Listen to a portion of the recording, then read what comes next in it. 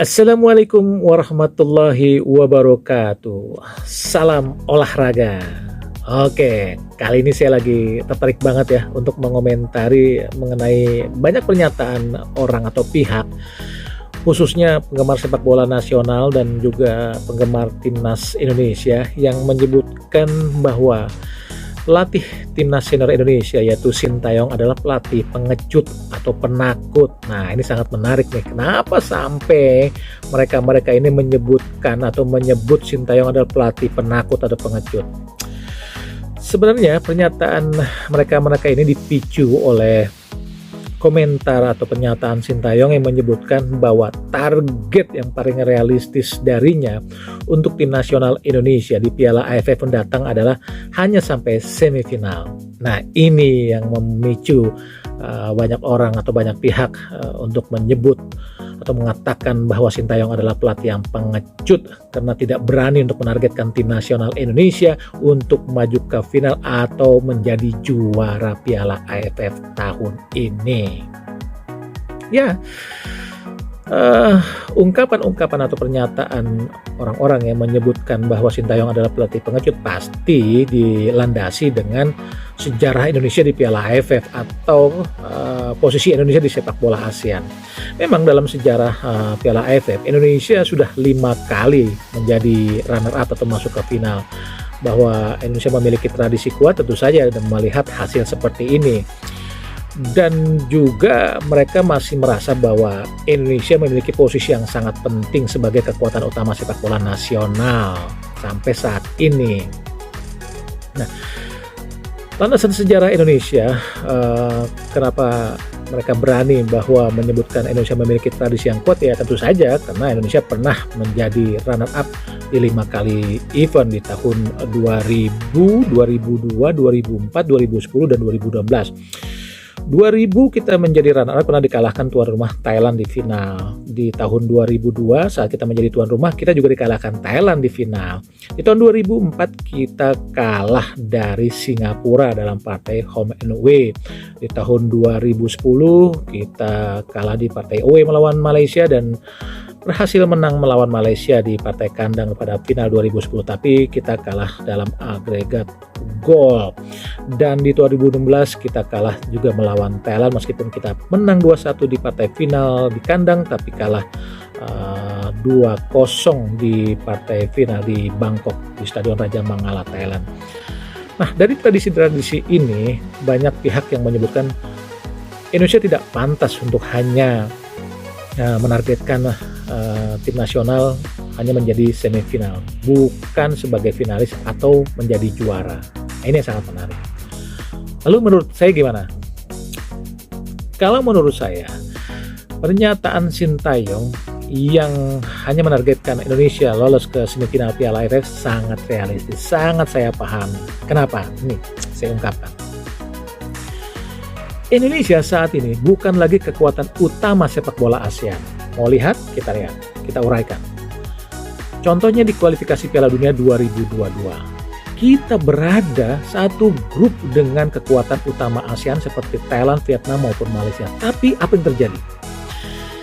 Kita 2 kali kalah melawan Malaysia, baik di kandang maupun di tandang, dan juga 2 kali kalah kita melawan Thailand. 1 di kandang dan 1 kali di Stadion Al Maktoum. Kita melawan Thailand 1 kali kalah dan 1 kali imbang karena di Stadion Al Maktoum kita seri 2-2. Tapi melawan Vietnam kita kalah di kandang di Bali dan juga kalah saat di Stadion Al Maktoum dengan skor yang sangat mencolok 5-0. Ini menandakan apa? Bahwa saat ini kita bukan lagi sebagai kekuatan utama sepak bola ASEAN. Kita kekuatan yang sangat minor. Karena contohnya di kualifikasi Piala Dunia saja bersama level-level atas negara ASEAN kita kalah dengan cukup telak. Ini menandakan bahwa kita tidak lagi dipandang atau sebagai kekuatan utama sepak bola ASEAN. Dan mau lihat lagi contoh lain. Di Piala AFF, di undian atau di grouping, kita hanya berada di pot 3 bersama Singapura. Kita di bawah Thailand, Filipina, di bawah Vietnam, di bawah Malaysia. Ini menambahkan bahwa kita tidak lagi dipandang sebagai kekuatan utama sepak bola ASEAN. Jadi kalau menurut saya wajar jika Sintayong hanya menargetkan Indonesia lolos ke semifinal. Buat saya, Sintayong pasti sudah berhitung. Contoh, kita satu grup dengan Thailand dan Malaysia. Kita sekali kalah melawan Thailand di kandang di kualifikasi Piala Dunia 2022. Dan Malaysia 2 kali kalah, kandang maupun tandang. Kita hanya seri melawan Thailand. Dari sini aja kita bisa menggambarkan bahwa kita sangat sulit untuk bisa meraih posisi di semifinal. Dan jika kita mau maju ke semifinal, tentu saja kita harus bisa mengalahkan salah satu di antara dua negara ini, Thailand dan Malaysia. Nah, kalau menurut saya, kita sangat berusaha atau setidaknya untuk mengalahkan Malaysia untuk maju ke semifinal. Dari sini aja kita sudah mengetahui atau memahami jalan pikiran dari Sintayong bahwa maju ke semifinal aja adalah sebuah pekerjaan yang sangat berat karena kita di bawah Thailand dan juga Malaysia. Tapi banyak orang mengatakan, loh, Malaysia kan kekuatan yang seimbang dulu saat misalkan di tahun 2002 sampai tahun 2016 kita masih seimbang, kita masih bisa saling mengalahkan. Tapi saat ini kita kekuatan minor di ASEAN. Jadi jika Sintayong menargetkan di semifinal saja, itu sebuah pernyataan atau target yang cukup berani dari Sintayong, karena Sintayong berani untuk setidaknya mengalahkan Thailand atau Malaysia untuk bisa maju ke semifinal. Dan kalau sampai maju ke final, saya rasa itu sebuah pekerjaan yang ajaib atau hasil yang ajaib dan sebuah pekerjaan yang sangat berat untuk bisa merealisasinya. Nah, apakah kita tidak memiliki peluang? Tentu kita memiliki peluang, tapi dengan effort yang sangat luar biasa keras untuk mewujudkannya. Nah, bagaimana dengan kondisi tim nasional Indonesia saat ini?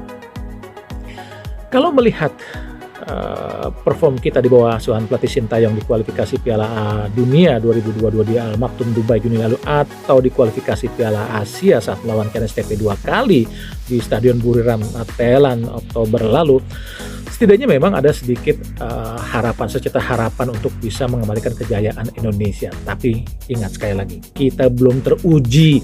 Tim nasional Indonesia belum teruji. Kita belum mendapatkan lawan lagi sesungguhnya seperti lawan Thailand, Vietnam, atau Malaysia, atau Filipina. Kita belum teruji. Jadi jangan puas dulu saat kita melihat Indonesia saat menggulung CNSTP di kualifikasi Piala Asia 2023. Memang kita bisa melihat Indonesia bermain cukup bagus di bawah hasil Sintayong, tapi kita hanya melawan CNSTP. Memang CNSTP sekali lagi berada peringkatnya di atas Indonesia, tapi kita memiliki kualitas yang cukup baik setidaknya dibanding para pemain dari Chinese Taipei. Makanya dengan demikian saya menyebutkan kita belum teruji, kita belum melawan tim-tim yang setidaknya sangat berat di Piala AFF nanti, seperti melawan Thailand, Vietnam, atau Malaysia. Nah, dengan demikian saya cukup paham ya bahwa target semifinal memang sangat realistis untuk diungkapkan Sintayong di Piala AFF nanti. Tapi jangan berkecil hati dulu. Saya cukup yakin kok jika kita kerja keras dengan sangat luar biasa dengan seluruh dukungan yang diberikan masyarakat Indonesia atau juga manajemen timnas, siapa tahu kita akan maju ke babak final atau menjadi juara. Bisa jadi. Itu tentu saja dengan effort, sekali lagi effort yang sangat luar biasa. Ya, semoga saja kita bisa mewujudkannya atau tim nasional bisa mewujudkan target dari penggemar sepak bola Indonesia untuk maju ke final atau menjadi juara.